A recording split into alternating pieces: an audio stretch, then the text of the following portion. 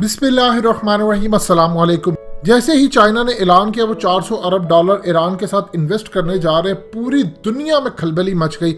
आपको हकीकत टीवी ने तफसीली वीडियो बनाकर दी कि चाइना ने इस वक्त ख़ास तौर पर अरब ममालिक से, सऊदी अरब सबसे रब्ता किया और कहा कि वक्त आ गया अमेरिकी डॉलर तबाह करे। तेल जो मैं आपसे $40 अरब का खाली सऊदी अरब से लेता हूँ, ये आप तेल हमें अमेरिकी डॉलर की बजाय दूसरी करेंसी में दे।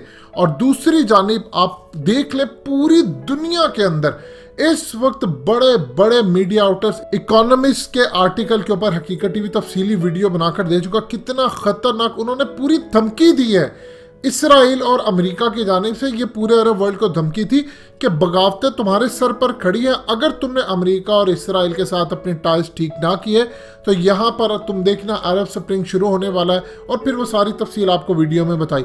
मजीद डिस्कस करने से पहले इस वीडियो को लाइक करें, हकीकत टीवी को सब्सक्राइब करें और बेल आइकन पर जरूर क्लिक करें। अब सूरत हाल ये पैदा हो चुकी है कि अचानक पूरी दुनिया में अरब वर्ल्ड की कैंपेन शुरू हुई है। देखिए, अब टाइम वो आ गया कि आप ऐसा नहीं कि आप न्यूट्रल रहे। अरब कंट्रीज ने हमेशा से कभी भी चाइना और अमेरिका के मामलात में एक दूसरे की साइड नहीं ली, वो न्यूट्रल रहे। लेकिन अब चूंकि साइड आपको चूज करनी ही करनी है, अब सूरत हाल ये है कि इंडिया के अंदर कैंपेन शुरू हो गई है कि भूल जाओ ईरान को। इंडिया के अंदर ये बार बार डिस्कस हो रहा है कि और उनके मीडिया पर अब कैंपेन शुरू कर दी गई। अब उनके पॉलिटिशियंस भी इस पर बात कर रहे हैं और इंडिया का स्टैंड शुरू होने वाला है अरब वर्ल्ड के साथ कि देखो, अरब वर्ल्ड आपका सही सच्चा दोस्त है, ये ईरान नहीं है। पहले तो वो कहते थे ईरान सच्चा दोस्त है, वो कहते नहीं, असल दोस्त आपके अरब वर्ल्ड है। कि मोदी के ऊपर जब हमने आर्टिकल 370 रिवोक किया कश्मीर के हवाले से, तो देख लो एक लफ्ज तक नहीं बोला अरब मुल्कों ने। और इवन के पाकिस्तान को कह दिया था कि तुम ये कश्मीर उम्मत का चूरन बेचना बंद करो, ये कश्मीर उम्मत का मसला नहीं है, ये तुम्हारा जाती मसला और हमारा कोई ताल्लुक नहीं। उस वक्त इंडिया के अंदर जश्न मनाया गया कि मोहम्मद बिन सलमान ने ये कहा, सऊदी अरब ने ये कहा, अरब ने ये कहा। और फिर उसके बाद आपने देखा किस तरह इनको बुला बुला कर मोदी को अवार्ड दिए गए, वो सारी दुनिया ने देखा, यूएई दे रहा है, वो दे रहा है।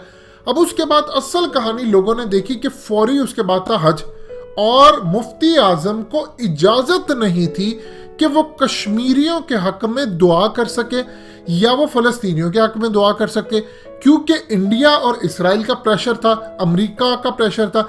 इसीलिए मुफ्ती आजम यानी हज के मौके के ऊपर किसी के लिए दुआ नहीं करवाएगी। और अब भी जब 1000 लोगों का हज हो रहा है, आप ये देखिए कश्मीरियों को जुल्म की इंतहा कर दी मोदी ने, मुसलमानों पर भी जुल्म की इंतहा कर दी इंडिया के अंदर। लेकिन उनको अलाउ नहीं होगा कि हज के मौके पर मुफ्ती आजम या हज का जो खुतबा है उसमें वो मुसलमानों के लिए दुआ कर सके।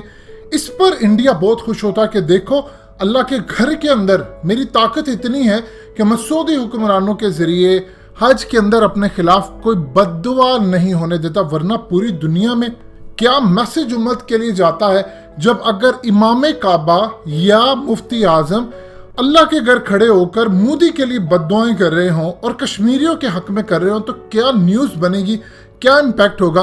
लेकिन वो नहीं कर सकते क्योंकि पूरी इंटरनेशनल ताकतों का प्रेशर है। अब जाहिर सी बात है, ईमान का लेवल वो नहीं रहा जो कभी हुआ करता था कि आप ये नहीं देखते कि हुक्मरान क्या कहता है, आप जाकर सिर्फ अल्लाह को जवाब दे होते हैं। लेकिन अब सूरत हाल डिफरेंट है। इस वक्त चाइना के कैंप में अगर आप आते हैं तो आप रूस के कैंप में आते हैं, आप पाकिस्तान के कैंप में आते हैं, और आप उन ताकतों के कैंप में आते हैं जो इसराइल के खिलाफ है, जो अमेरिका के खिलाफ है।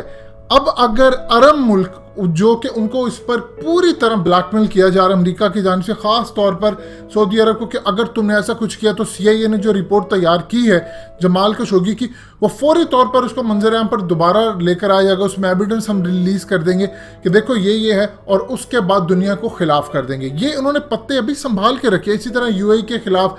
इसीलिए तो अब आप देखिए कि इसराइल और UAE की टाइज कितनी ज्यादा है। अब अगर अरब वर्ल्ड खड़ा होता है मोदी के साथ या भारत के साथ, तो आप समझ लीजिए फिर ये इसराइल के साथ भी खड़े होंगे और अमेरिका के साथ भी। यानी उम्मत के अंदर आप अंदाजा कर ले, दुनिया का बदतरीन शिर्क अगर कहीं बुतों का होता है, वो कहां पर रह गया? आपको हिंदुस्तान में नजर आएगा। और बैतुल मुकद्दस को शहीद करवाकर वहां पर थर्ड टेंपल बनाने की कैंपेन किसकी है? इसराइल की। देखिए, आज इसराइल इतना पावरफुल हो चुका है कि उसने फलस्तीन को हटा दिया, और वो वक्त कहाँ दूर है जब वो ग्रेटर इसराइल बनाएगा तो ये बाकी इलाके भी इनके ममालिक अरब मुल्कों को भी वहाँ से हटा देगा और वहाँ पर सिर्फ इसराइल का नाम चलेगा। लिहाजा इस खेल को अब समझना ज़रूरी है। अगर आप इस साइड पर खड़े होते हैं तो जाहिर सी बात है पाकिस्तान के खिलाफ भी खड़े होंगे। अब आने वाले वक्त के अंदर टाइज चूज करने का वक्त आ गया है। चाइना के पास एक हथियार है। अगर अरब मुल्क के अंदर ये नहीं साथ खड़े होते तो वो रूस को कहेगा, वो ईरान को कहेगा, वो दूसरे ममालिक को कहेगा कि मेरी तेल की जो खपत है वो आप पूरा करें। ईरान तो ऑलरेडी डिस्काउंट दे रहा है और अगर ईरान से आता है तेल तो वो जाहिर सी बात है चाबहार को वो मिला रहे हैं सीपैक के गवादर की साइड से, तो उनको एक तो सस्ता पड़ता है, डिस्काउंट भी मिल रहा है। अब वो जाहिर सी बात है जब उन्होंने $400 अरब इन्वेस्ट करने का प्लान किया, फिर वो पाबंदियों की परवाह तो नहीं करेगा चाइना। वो कहता है होती रहे पाबंदियाँ।